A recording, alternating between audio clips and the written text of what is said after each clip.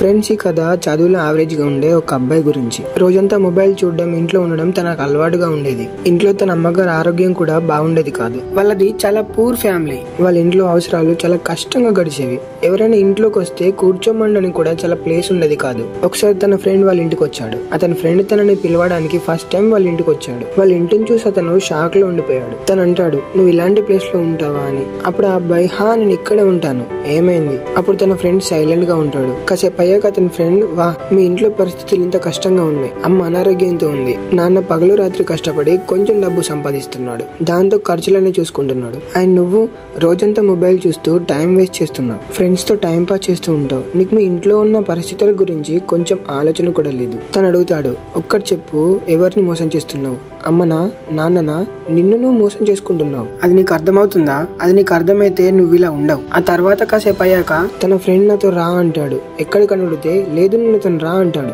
అప్పుడు అతని ఫ్రెండ్ అతన్ని వాళ్ళ నాన్న పనిచేసే చోటుకు తీసుకెళ్తాడు. వాళ్ళ నాన్న ఒక ఫ్యాక్టరీలో వర్కర్. వాళ్ళ నాన్నగారు అక్కడ కూర్చొని ఉన్నారు. వాళ్ళ నాన్నగారి పరిస్థితి చాలా అధ్వానంగా ఉంది. బాడీ పెంచుతూ ఉన్నారు. అక్కడ దగ్గరలోనే అక్కడ పనిచేసే ఇంకొక వ్యక్తి అతనితో కూర్చొని ఉన్నారు. అప్పుడు అతనితో మాట్లాడుతూ ఇలా అంటాడు, నా పరిస్థితి చాలా దారుణంగా ఉంది. నా భార్య అనారోగ్యంతో ఉంది. పగలు రాత్రి కష్టపడ్డా సరే 2 పూటలు మాత్రమే తిండి పెట్టగలుగుతున్నా. ఆ డబ్బులు కేవలం ఇంట్లో ఖర్చులకు మాత్రమే సరిపోతున్నాయి. ఏం మిగలట్లేదు. ఇప్పుడు మా అబ్బాయి స్కూల్ ఫీజు కూడా కట్టాలి. నాకేం చేయాలో అర్థం అవ్వట్లేదు. ఈ కష్టాలు ఎప్పటికి తీరుతాయో. ఇప్పుడు నాకున్న ఆఖరి ఆశ నా కొడుకు మాత్రమే. ఏదో ఒక రోజు నా కొడుకు దీనికంటే పెద్ద ఫ్యాక్టరీకి ఓనర్ అవుతాడు. ఇలా వాళ్ళ నాన్న చెప్తున్నాడు. తను వాళ్ళ ఫ్రెండ్ ఇదంతా చూస్తున్నారు. అప్పుడు అతని ఫ్రెండ్ అన్నాడు, ఒక్కసారి మీ నాన్న పరిస్థితి చూడు, ఎలా బ్రతుకుతున్నారో. ఆయన నిన్ను చూడు, ఎలా బ్రతుకుతున్నావో. ఆ క్షణాల్లో నీతో ఉండే మొబైల్ కానీ, ఆ క్షణాల్లో నీతో ఉండే అమ్మాయి కానీ కొంతకాలం మాత్రమే ఉంటుంది. ఆ తర్వాత వెళ్ళిపోతాయి. కానీ మీ నాన్న పర్మనెంట్. ఇలానే ఉంటావా? మీ నాన్న కళల్ని అలానే వదిలేస్తావా?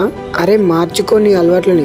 ఇవన్నీ విని చూసి ఆ అబ్బాయి కన్నీళ్ళు ఆగలేదు. ఆ క్షణం అతను ఫిక్స్ అయ్యాడు. ఏ ఫ్యాక్టరీలో అయితే నాన్న పనిచేస్తున్నాడో రాబోయే 5 సంవత్సరాలలో అంతకంటే పెద్ద ఫ్యాక్టరీకి ఓనర్ అయి చూస్తా. అండ్ అతనికి లోపల నుంచి అనిపించింది, నేను దీనికంటే పెద్ద కంపెనీకి ఓనర్ అవ్వాలి, వర్కర్ కాదు. అండ్ అతను అప్పని చెల్లి డైలీ 10 అవర్స్ చదవడం మొదలు పెట్టాడు. అండ్ అతని మైండ్ లో ఒక్కటే ఉంది, ఏదేమైనా సరే నేను ఒక పెద్ద కంపెనీకి ఓనర్ అవ్వాలి. దానికోసం నేను ఏం చేయాలి? చదవాలి, చదువుతాను. చదవడంలో నన్ను ఎవ్వరు ఆపలేరు. అండ్ లాస్ట్ 1 మంత్ చదివి స్టేట్ లో టాపర్ అయ్యాడు. అందరు షాక్ లో ఉన్నారు, ఇది ఎలా జరిగిందని. అందరూ స్టన్ అయ్యారు, ఇది ఎలా పాసిబుల్ అని. అండ్ తనని ఇంటర్వ్యూలో అందరు అడిగారు, ఇది ఎలా చేయగలిగావని. అప్పుడు తను అన్నాడు, నాకు లైఫ్ లో ఏమొద్దు. నేను మా నాన్న పనిచేసే ఫ్యాక్టరీ కన్నా ఒక పెద్ద ఫ్యాక్టరీకి ఓనర్ కావాలనేది మా నాన్న కళ.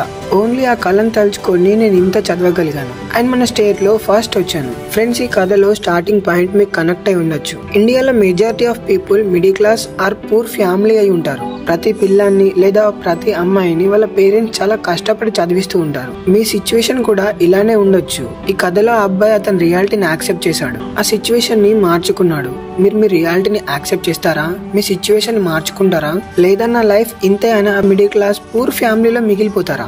అది మీ ఇష్టం. ఆ అబ్బాయి తన నాన్న డ్రీమ్స్ కోసం ఒక పెద్ద కంపెనీకి ఓనర్ కూడా అయిపోయాడు. కానీ మీరు మీ నాన్న కళని నిజం చేస్తారని ఏంటి గ్యారంటీ? మీరు మీ పరిస్థితిని మార్చుకుంటారని ఏంటి గ్యారంటీ? గ్యారంటీ ఉంది మై ఫ్రెండ్. మీ లోపల నుంచి ఒక ఆలోచన లేచి రావాలి. లోపల నుంచి ఒక వాయిస్ వినిపించాలి. అండ్ నిన్న సిచ్యువేషన్ ని మార్చుకోవడానికి చదవాలి. ఏ రోజైతే నీ సిచ్యువేషన్ ని మార్చుకోవడానికి చదవాలని తెలుస్తుందో అప్పుడు మీరు ఏం చేయాలనుకుంటే అది చేయగలరు. మీ లోపల నుండి ఏ రోజైతే మీ అమ్మా నాన్నల కళల్ని నిజం చేయాలనే ఫైర్ బయటకు వస్తుందో ఆ రోజు మీరు ఏంటో ప్రూవ్ చేసుకుంటారు. అండ్ ఆ రోజు మీ సిచ్యువేషన్ ని మీరు మార్చుకోగలరు. మీకు మీ డ్రీమ్ బైక్, కార్ ఆర్ మీ ఫ్యామిలీతో వరల్డ్ టూర్ వెళ్ళాలని ఇలాంటి కళలున్నా వాటిని నిజం చేసుకోగలరు. మీ లోపల నుండి వచ్చే ఈ వాయిస్ ఇంపార్టెంట్ రోల్ ప్లే చేస్తుంది. ఊరికలా ఫ్లోలో వెళ్ళిపోవడం వల్ల ఏమీ రాదు. అది అందరూ చేస్తారు. నాకు ఇంట్రెస్ట్ రావడం లేదు, సైన్స్ టఫ్ అనిపిస్తుంది, మ్యాథ్స్ టఫ్ అనిపిస్తుంది, నాకు అలసటగా ఉంది. ఏది టఫ్ కాదు, వెళ్ళి టాపర్స్ ని అడగండి మీకు ఏది టఫ్ అనిపిస్తుందని. అప్పుడు మనకి ఎప్పుడు ఒకే ఆన్సర్ అనిపిస్తుంది.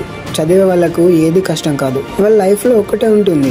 చేయాలనుకున్న వాళ్ళు ఎప్పుడైనా చేస్తారు. చేయొద్దు అని అనుకున్న వాళ్ళు చిన్న అడ్డంకులు వచ్చినా ఆగిపోతూ ఉంటారు. సాకులు చెప్తారు, రోజంతా టైర్డ్ గా ఉంటారు. వాళ్ళని లోపల నుండి బయటకు తీయరు. ప్లీజ్ మీ టైం ఇలా వేస్ట్ చేయొద్దు. మీలో చాలా ఎనర్జీ ఉంది, దాన్ని బయటకు తీయండి. మొబైల్ మీ పెద్ద శత్రువు అని గుర్తుంచుకోండి. దానికి ఎంత వీలైతే అంత దూరంగా ఉండండి. All the best. మీరు ఈ వీడియోకి లైక్, సబ్స్క్రైబ్ చేయకపోయినా పర్లేదు, కానీ ఈ వీడియో ఎవరికైతే అవసరం ఉందో వాళ్ళకి షేర్ చేయండి.